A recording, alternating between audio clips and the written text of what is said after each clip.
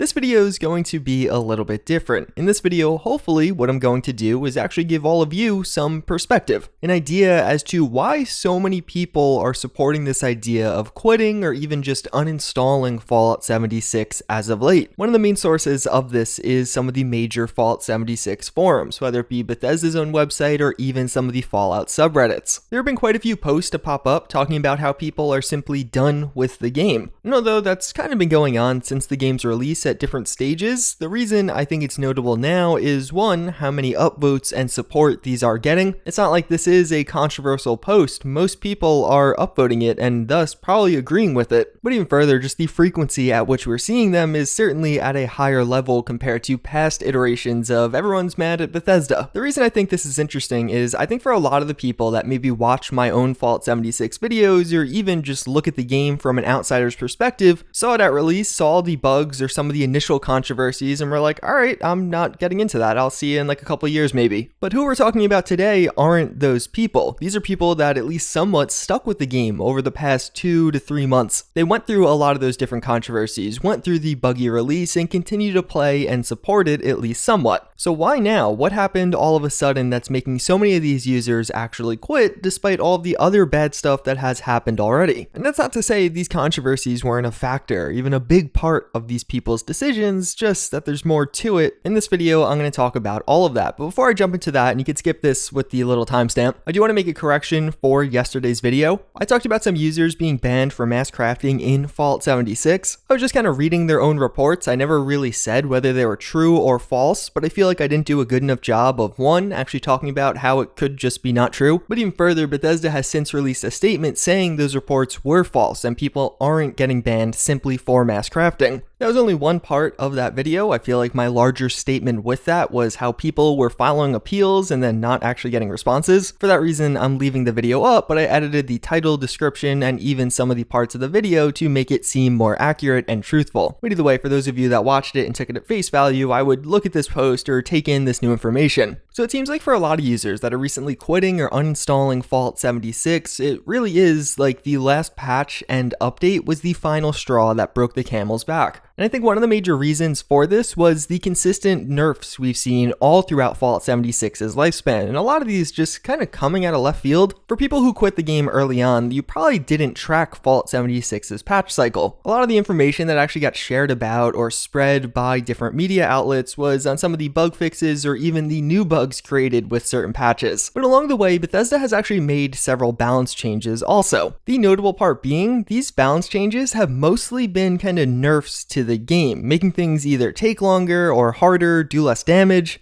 So the everyday player actually has to spend a longer amount of time to accomplish whatever they could before the patch. I went through all the various patches we saw and I tried to tally them up down below, so if you do want to see some of the buffs or the nerfs, I will have them there. But either way, one of the first ones we actually saw here were with workshops. Effectively, in one of the updates, Bethesda put out a pretty sizable nerf to workshops. These are these things you could capture in Fallout 76. They are contestable, so another player can come and take it from you, but there you could actually generate certain resources. Since release, Bethesda in various updates has made it so you no longer get experience for building at workshops. When you do collect some of those raw resources, they're going to be in an ore form instead of how they used to be in a scrap form. So now there's a whole additional step in actually processing it. And finally, you just accrue less resources from some of the fusion core generators or the ammo generating machines. And to an outsider, maybe that doesn't sound that bad, but it was just really weird. Like, I don't think anyone at that point in time were like, oh yeah, workshops are really overpowered. And even as far as contesting them goes, it was almost at a healthy point where every once in a while you'd see PvP there or people trying to take a workshop from somebody else. The vast majority of the time, people just never touched them. You took it for yourself and that was it. For me at least, it really seemed like these nerfs came out of left field, and following that update, since then you very rarely see people actually taking workshops. Most of the time I think people just take them for the free resources they give and not actually to produce resources from them. One of the other pretty major nerfs Bethesda brought to the game was actually decreasing the amount of experience you get from high level enemies. So they did this several times over their patches, and the first one was maybe justified. You could level up really quickly, especially in things like nuke zones, but it wasn't like they stopped at the first one. Following that initial one, they actually did a second and then even a third, more specific one to glowing ones, and glowing ones are almost exclusively farmed in these nuke zones. And this was another one that just felt kind of weird. It wasn't clear what big problem there was from people leveling up at the rate they presently were. It wasn't like it was a ridiculously fast rate, especially after some of those initial nerfs. It felt like it was in a pretty fair spot. But then once the second and third nerfs did actually hit, people got a little bit more frustrated. There's a lot of posts talking about how it felt like Bethesda was trying to nerf experience game in order to actually prolong the game, make it so it takes you more time to level up so you spend more hours playing. The real justification being there isn't a lot of content, especially towards the end game. You could farm legendaries, you could farm some of these nuke zones, or you could redo events or quests. And then in further updates, we saw things like the amount of experience you get from events was decreased, and the amount of time you had to wait in between doing certain events was increased. And I think that really set this narrative in motion. People really thought that some of these updates were solely trying to extend the game almost artificially. And it was that user sentiment that really brought us into this most recent patch to Fallout 76, where the straw broke the camel's back. Because with this patch, we didn't just see one or two nerfs, we actually saw much more widespread nerfs to several different things. First and foremost, we saw the two-shot explosive nerf. This was one of the most duped and overpowered weapons in the game, but a lot of people would argue that with the nerfs Bethesda brought to the table, it didn't just make it not that good, it made it pretty useless. While previously at a high level you could go through and actually one-shot most enemies with a two-shot explosive weapon, now you had to take multiple shots, and it just made all-around clearing considerably longer. So in effect, some of the grindy aspects of the game became significantly grindier and just took a lot longer with this nerf going forward. But then we also saw perks to some of the damage and durability perk cards, so explosives got a little bit worse, as well as power armor and pipe weapons got a little bit weaker. And this too was just kind of random. It didn't really seem like anyone was complaining that these were super overpowered. At least with the two-shot explosive weapons, there was an argument there. Again, people thought they deserved a nerf, just that Bethesda was a little too heavy-handed. And then we also saw the carry weight cap affecting various players in different ways. I think one important consideration with all of these various nerfs to keep in mind is a lot of times you just kind of found out as they went live. Even though Bethesda on numerous occasions has said, well, they're going to try and get the patch notes out early, most of the time they don't. You get the patch notes right after these servers go down for maintenance, and all of these changes will be there the next time you play the game. There are some exceptions to this, like with two-shot explosives, but with the perk cards, a lot of people just logged on to discover, oh, hey, my perk cards are significantly weaker now. And it seems like with those final changes, it made a lot of people just frustrated to the point of not wanting to play anymore, that the end game was getting too grindy and they just decided, hey, I'm done. But of course, this didn't all happen in a bubble. I think for a lot of players, the nerfing over time was like the final nail in the coffin, but also you had all of the regular controversies going on around the game, and then also the announcement of a PvP DLC. A lot of people playing the game have no interest in PvP because it's not that fun. A lot of people questioned as to why they're putting so many hours into a game that barely has endgame content to begin with, and then the first DLC to get announced is something they're not even going to want to play. But then other things like dupers running rampant during this entire time, and even just Atomic Shop updates being consistent. I've seen that cited numerous times in people's quitting post where they say it's really frustrating to see all these nerfs and the extension of the game without there being any new real content additions, yet if you go over to the Atomic Shop, you see new outfits and items being added every single week. Now in fairness, the people adding content to the base game and creating things for the Atomic Shop are separate teams, but I feel like this really paints a picture of the frustration a lot of these everyday players were going through. Even though some of the bugs and glitches with the game were obvious and very apparent to pretty much anyone that played it at first, a lot of these other things just have gradually been creeping up over time, and I feel like that really explains what we're seeing right now with the major community reaction. As far as it stands right now, Bethesda is certainly taking steps to actually accommodate this or try and resolve some of these major issues. They of course did just release that hotfix that shipped with actually several bugs, but even further, they have posted a known issue list on the Fallout 76 subreddit, and this is actually a pretty good list. It certainly doesn't cover anything. There's actually a community list floating around that is way more comprehensive, but even further, it does address some of the major bugs people are complaining about and other things that aren't really bugs, but just features people have been requesting for quite a while.